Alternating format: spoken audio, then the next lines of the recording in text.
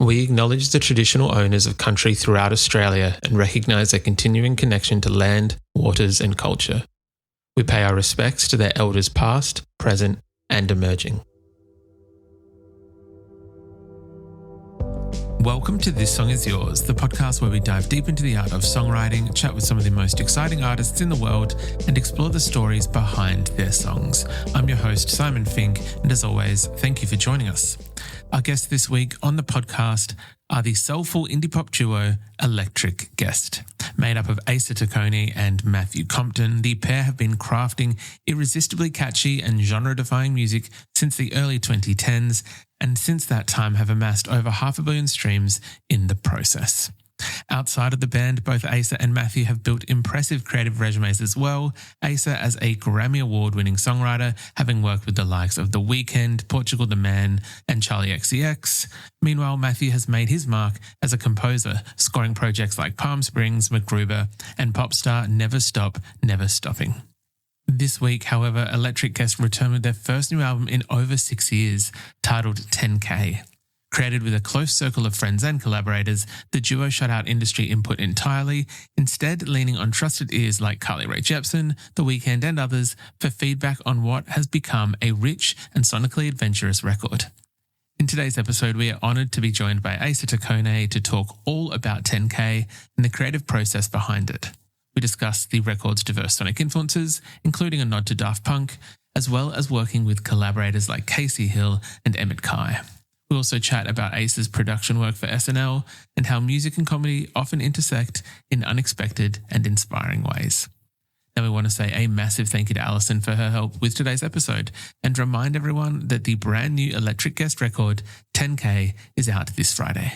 You can find links in the show notes on where you can stream the band's music and follow them across their socials. While you're in the show notes, please make sure you subscribe to This Song Is Yours and go follow us on Instagram and on TikTok. We'd love it if you did. It really does help us out, and it ensures that you stay up to date with all new episodes, guests, and everything else that we've got going on. Now let's get into it. Here is our conversation with Asa Taccone from Eclectic Guest. Bow down to the highest high. Only way to make it through the fire. Don't know what's missing from the beginning. Please welcome to This Song Is Yours, Asa Taccone from Eclectic Guest. Asa, hello, sir. How are we? Hey, brother. How you doing? Doing very well, thank you. Thank you so much for coming onto the podcast and having a chat with us about a brand new Eclectic Guest record. I'm very excited that this is coming out. I'm wondering if that's the same for yourself and Matthew. I know it's been a while since we've had an Eclectic Guest record. So yeah, is that same level of excitement coming from the band with new music coming out? Actually, yeah, this time. I can't say that it's always been like that. Sometimes it's like equal parts like harrowing and exciting, but this one's been pretty, I did it differently this time, and I'm sure we'll get into that, but I think because of the way this one was done and the label situation, it's just, I feel psychically kind of freed up. And so, yeah, I'm juiced. I feel excited. And as you should be, this is a fantastic record. We were lucky enough to have a listen to it before it's coming out today, or this week, sorry. And it is, I want to say it's definitely within the realm of Eclectic Guest and kind of what you guys do best in terms of bringing different sonic palettes together and kind of making them seem very cohesive and like it's not, a number of different influences and samples and things like that. I was curious, maybe starting with getting the album started. Like, it's the first one since 2019's Kin. Did you and Matt sit down and good God, consciously? Oh my God, yeah, I guess that's true. 2019, Jesus, it's in 6 years. Yeah, I mean, it's kind of like all of our albums that are just a little bit kind of ADHD. They're like, pulled from so many places, but hopefully there's a through line.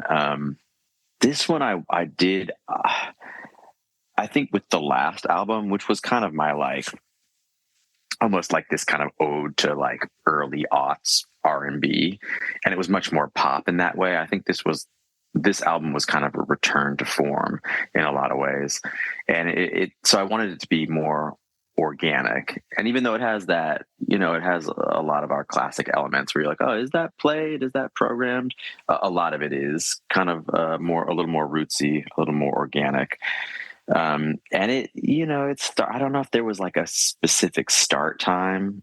Some of the songs are years old. Some of them are really new.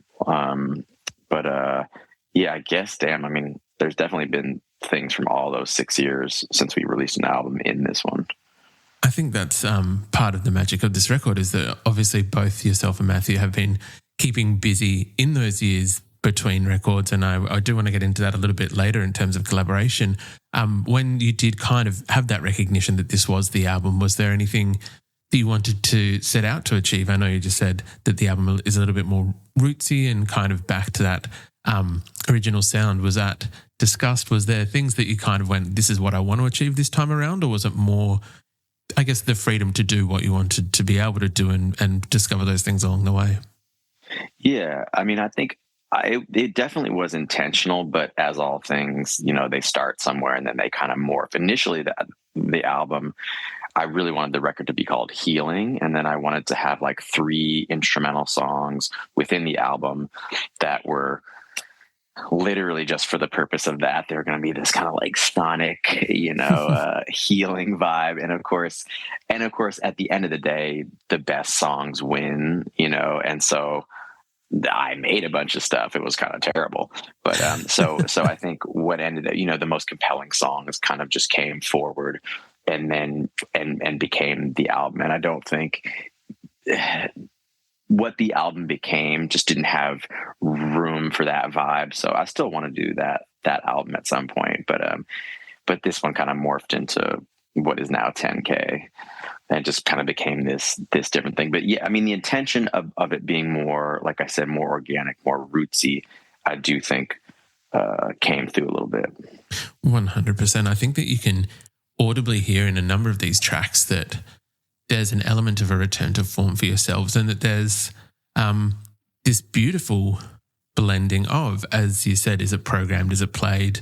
I do want to, actually, we might even talk about it now. I really loved the track Creator. I was kind of hoping to, I guess, maybe be a little bit self-indulgent and ask about the origins of that track, because I think that it is incredibly soulful. And then in that chorus is where it kind of has that bridge of, I want to say it's a vocoder or it's some kind of, I'm probably incorrect with what the actual...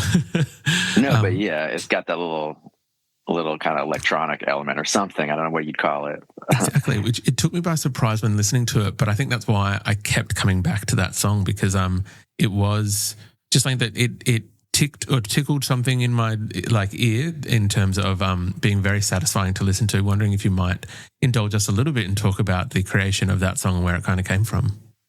Well, that song's kind of strange because I mean, that's got to be, I guess it's like the 3rd incarnation of that song. It started, all of the vocals are what they were originally, but we just kind of played with it. And it was this almost like, God, I hate to say disco, because sometimes I just shut down when I hear that word, but it was this very kind of funky thing.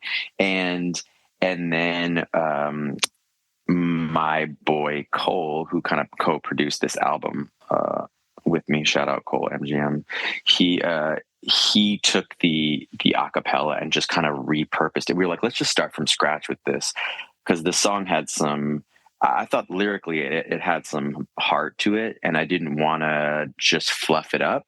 And so he kind of just, even though what became of it, the one that you've heard, is still got a summery kind of, light feel, he just replayed guitar over it and just sent me, it was just the acapella and guitar, and I was like, I think this is it, this is the one. And then we kind of just built it out from there. And yeah, that chorus, like I wanted it to have a kind of like almost Daft Punky thing, where there's like just elements of some kind of really colorful sonic thing. And I couldn't, I tried singing it a million times in my regular voice, and I was just like, oh, I hate this. And so I think the way I did it was I slowed down the song, and then I sung it in my chest and falsetto in a bunch of different ways. And then I just ran it through a bunch of kind of like old analog. gear until I got it to this kind of like weird vibe. And then I did the same thing with all the harmonies on it. So it'd be this kind of like, it kind of sounds like vocoder, even though it's not. Mm. It's an incredible track. And I can, now that you've pointed it out, the Daft Punk vibes I can kind of see shining through somewhat. So I appreciate you kind of indulging and pulling the curtain back behind for that song. I know that you mentioned... Actually, on that song... Is that the song? Yeah, that's the one song on the album that I got to play trumpet on. And my two friends were like getting a divorce. And in the middle of their divorce, they like went through their things and they were like, oh, we found your trumpet. And I thought it was like stolen like 7 years ago. And so I was like, hell yeah. And I was really terrible after 7 years, but I was able to like basically just get like the bridge of that song. So I have a personal little love for that because it's the first time I've been able to have my trumpet, and now I've played it on a bunch of people's stuff and stuff. I obviously like Silver Linings. I'm sorry to hear about the divorce, but like love that has come from it as well. That's so good. You mentioned co-producer Cook. I know that that there was a few people that kind of helped bring this record to life. Emmet Kai. As mentioned, Cook, the lovely... You know Emmet Kai? I don't know Emmet Kai. I was going to say... Oh, he's great. He's great. You should check out his stuff. That's my boy. I think Kacy Hill, we do know. We recently had her on the podcast. She helped out as well. I saw that. That's my girl. Yeah. We just shot the video on Friday for The Love on High, which is the track she's featured on. She was great. She pulled up. It's great. We had like 15 friends. We actually had like, Jordana... We had like Jordana, we had Emmet, we had a bunch of artists fill up. It was really fun. Kacy came. It was awesome. I kind of love the collaborative nature of making the record, though, that you've got this kind of team of people that you've been able to pull in. What was that process like in terms of selecting who's going to be right for an electric guest record and who kind of fits that vibe or makes it what the album has turned out to be? I don't know how it is for you, but at this point in my life, you just get to a certain age where like the people that are around you are like the chosen ones. It's kind of like family and kind of, I don't know. I feel like in LA, I've been lucky enough to be here for long enough where like over the years, like you just pick out these lovely humans and and it's just a vibe thing. And so usually if kind of all of my friends are artists in some capacity. So it was kind of like, it was natural. People would just kind of pull up to hang out. And then like, I'd be like, oh, I have this song, like you should sing background vocals or whatever. And people would pop in the studio, or I'd have parties and people would just get in the room for like 2 seconds at like 2 a.m. And it actually started, I worked on the last Portugal the Man album, and one of the singles was this song Dummy. And there's this kind of gang vocal for the chorus. And I had been having parties at my house and doing this thing like really late at night when they were like, I would just have a bunch of people come in the room and like poorly sing all together. And I did it on that song, and it worked so well to have these kind of crummy vocals, but just tucked in the mix. And then I just, every time I would have people over, I'd just go, oh, come on here and like do a group clap or like, some kind of background vocal. So it was pretty natural. I kind of love that though, that it's obviously a very organic way that you've been able to build it and then obviously apply that to this record, which I think really works. There is, a number of incredible different kind of collaborators and contributors across this record. I did read, if you will indulge me, as we discussed before, you guys have been keeping busy throughout the 6 or 7 years between records. And I know in that time you've worked on a number of high-profile projects, which maybe we can get into later. We don't have to. But for this record, as you mentioned, there is no label. Label aside, I am of the understanding that when you guys had some of these songs ready or to a certain point that you brought in certain friends to kind of provide feedback or have a look and give their thoughts on the record, maybe including Carly Rae Jepsen and I think Abel, as in The Weeknd, giving their kind of thoughts and wondering whether you're able to tell us more about that process. And also, I'm curious who maybe gave the most, who's the most comprehensive feedback giver? Who gave like the notes? Hands down, always for me has been my mentor, Danger Mouse, the producer. Mm-hmm. Like he didn't executive produce this album, but I always kind of look to him for that role because he just doesn't play. He will give it to you dead straight. He'll be like, this song is not it. And, or he gives you kind of, he gives you his little scant compliments. And that's when, you're on to something. So, like, there was a song that I was really unsure about on this record, called One Player Game. And it's got this old doo-wop sample by the Jive Bombers called Bad Boy. And it's just this little, like, it has this incredible chorus. It's just like, I'm just a bad boy.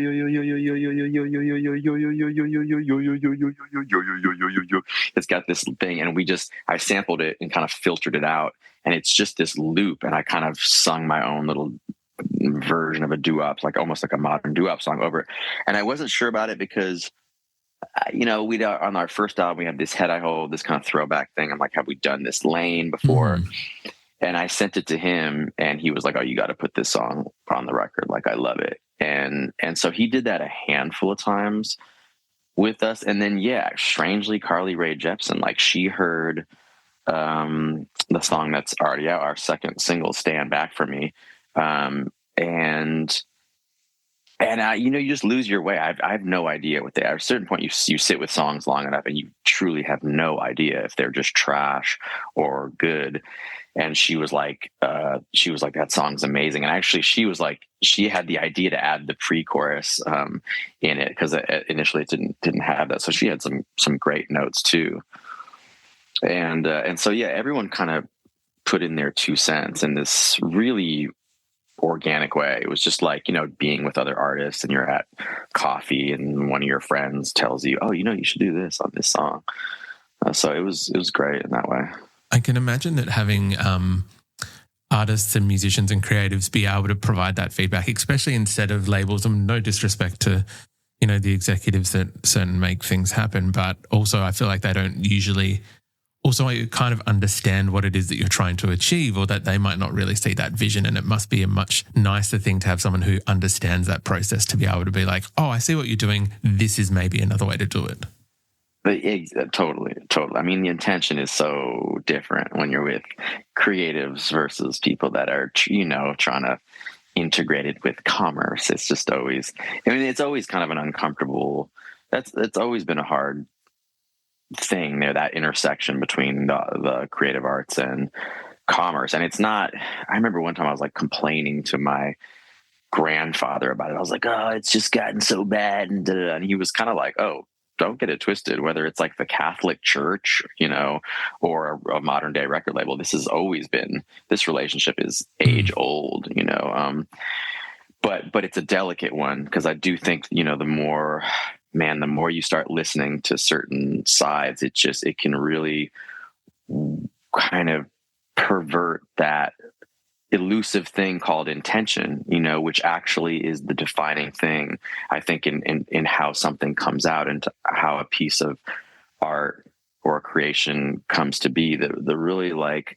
the thing you can't put your finger on is someone's private internal intention. And I think as pure as you can keep it, it ends up, I think, kind of manifesting, and I've gone down the road of the label thing where you listen to everybody and you listen to data and all that bullshit. And it never really, I think just now in my life, I have enough experience to go, oh, I've had enough people tell me this was going to be this and it wasn't. And then I owed somebody $500,000 or whatever it was, some record label. So I think just now I have the confidence to actually say the word no, to some of these people. And that's not to say, again, it's just all about what your end goal is. It's not because I know better. And it's not big. Like, I don't know if this album will be successful in any way, but I'm not even sure that's the point. I feel, it's a very delicate thing in that they both work hand in hand, as you said, that there obviously is an age-old story that people have been working out where that balance is for many, many years, and I imagine will continue to try and test that balance for many years. But I think that speaking specifically about this album, I think the fact that you've been able to do it independently from the labels has worked in your favor from an outsider's perspective. I can only obviously speak as, but it definitely has worked. I kind of think that I reckon that this album will be very successful for you guys, but again, only one man shouting his opinion.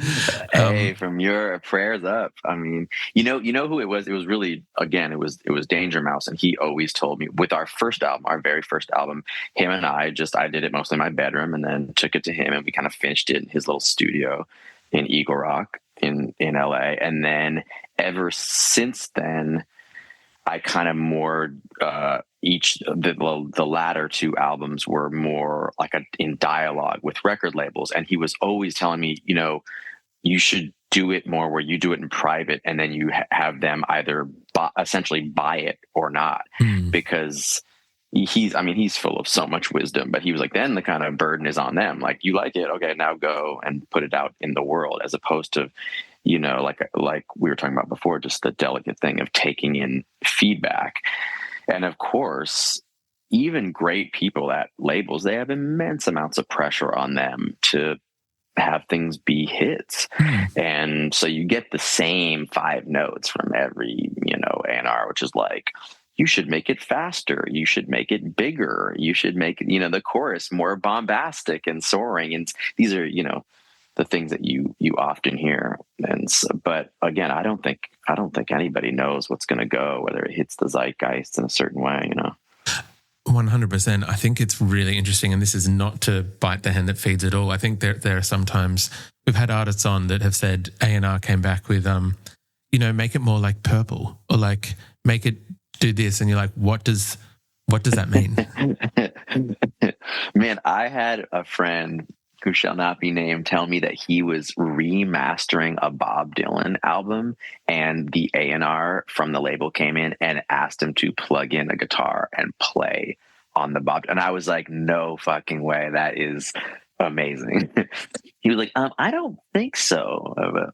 I would, fair enough that person remains unnamed, but that is fascinating to me. It's like, I'm going to improve this legacy Bob Dylan album with my shitty guitar playing. I don't remember this 7-minute solo in Times Are A-Changing. How weird. Yeah, just like blazing solo. Asa, you have had the great fortune of kind of working with many different kind of artist in the industry as well. I know we mentioned Carly Rae Jepsen before, and we mentioned The Weeknd. I know who else? Amine, Charlotte Gainsbourg, the lovely lads from The Lonely Island. I'm curious, when you're doing your own thing, when you're doing Electric Guest, and then you've got the opportunity to work on these kind of different projects, do they ever overlap? Are there ever any times where you're working with someone and you're like, oh, damn, that would be a good thing for Electric Guest, or maybe the other way around? Yeah, and actually, I'm trying to think if that happened on this album too. I think, let me see what I've forgotten what songs are even on my album, but I think that probably even happened on this thing where you write something and then you're like, ooh, this kind of feels like me. There's a song that didn't make it, but it still might come out, that I literally initially wrote for Cruz Beckham, which is so random. And then I was kind of like, oh, this kind of actually feels like me if I just repurpose it a little bit. And I happen to be inspired by a particularly crummy week, and something came out that I like. But yeah, that happens all the time. And more than that, I think what happens with writing with other people is, it almost is like, what would be like a parallel.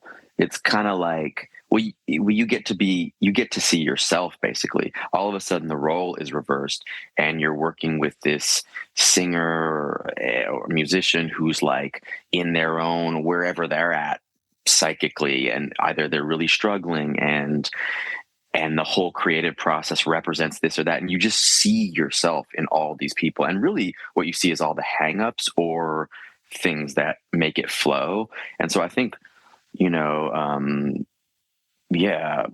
working with all these different people, it really gives you more tools to see how they crack their own codes and get to better songs and better songwriting. So, and you don't have to care in the same way, because of course when it's your own thing, you're just completely burdened by it, and it's this total, you can't see straight. And but with other people, it's not that you don't care, but you care in a completely different way. Like when I produce or write for somebody else, I'm not staying up at night in the way that I do with my own stuff. And there's this kind of freedom there. And then hopefully you try to take that into your own stuff, and because there's flow, you know what I mean? When you can get out of your own way. So I learned that. Oh, sorry. No, go ahead.